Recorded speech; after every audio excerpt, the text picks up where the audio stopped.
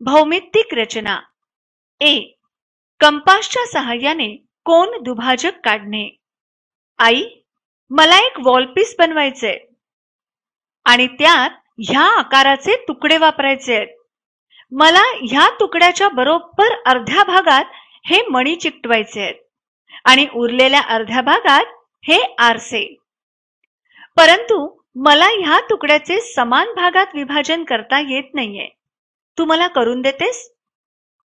अगं, हा तर एक कोन आहे. ये, मी तुला ह्या कोनाला दोन समान भागात कसे दुभागायचे ते शिकवते.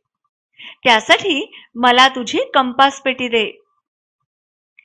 कोणत्याही मापाचा अँगल ABC काढा. कंपास मध्ये सोयीस्कर अंतर घेऊन त्याचे टोक B बिंदूवर ठेवा. किरण BA आणि किरण BC यांना छेदणारा एक कंस काढा. छेदन बिंदूंना P आणि Q नावे द्या. आता कंपास मध्ये पुरेसे अंतर घेऊन कंपासचे टोक P बिंदूवर ठेवून कोनाच्या अंतर्भागात एक कंस काढा.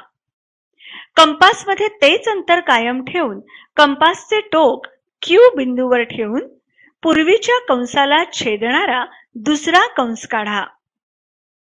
दोन कंसांच्या छेदन बिंदूला नाव O द्या. किरण BO काढा. किरण BO हा अँगल ABC चा दुभाजक आहे. कोन मापकाने अँगल ABO आणि अँगल CBO मोजा.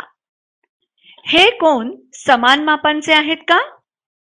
अरे वा, हे दोन्ही कोन तर समान मापाचे आहेत.